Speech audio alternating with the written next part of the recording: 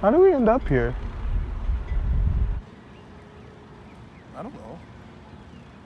Oh, you know what it was? We lost the footage.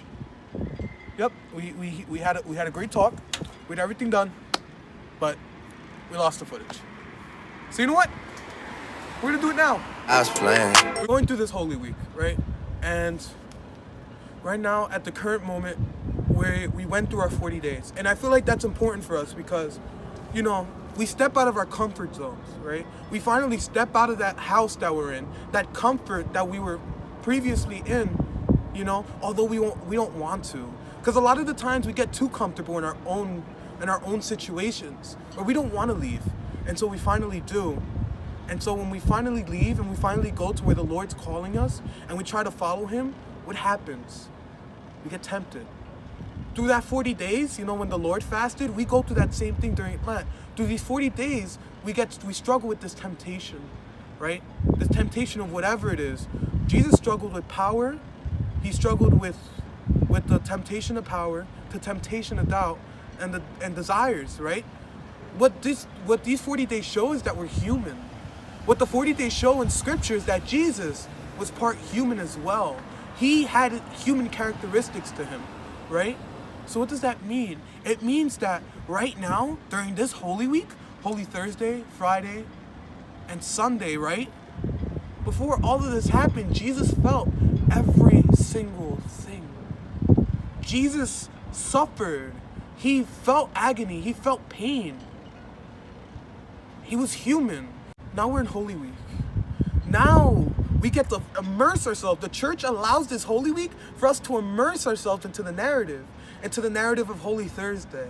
Holy Thursday, now we're going to see the emotional pain that Jesus went through. We're going to see the washing of the feet.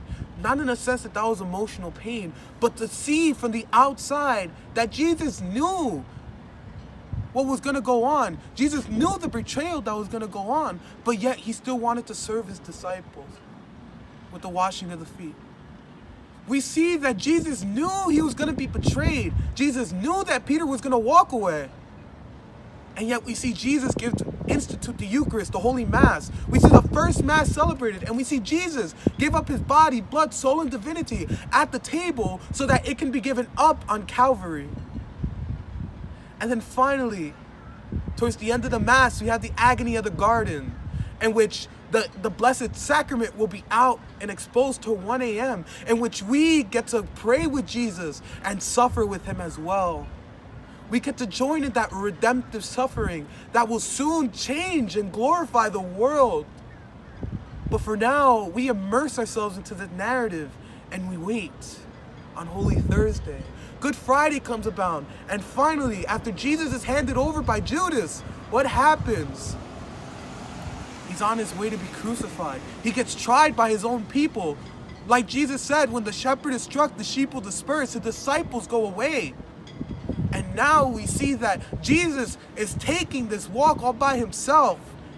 He is taking and bearing not only physical pain, but the spiritual pain that is involved in taking the sins and expiating it for all of us on Good Friday.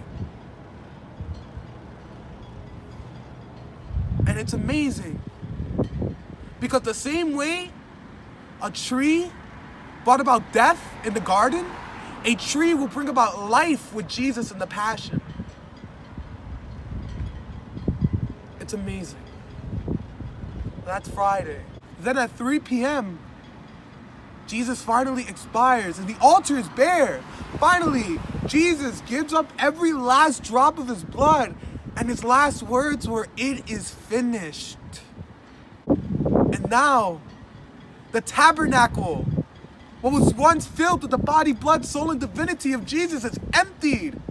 Everything is empty. The statues are covered. The crucifixes are covered. Why? Because we show reverence to the fact that without Jesus, we wouldn't have any of this.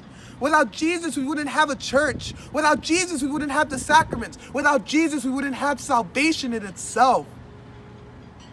And so that's what Friday and Saturday are for, mourning. Until finally, the resurrection happens. But until then, I'll see you guys soon.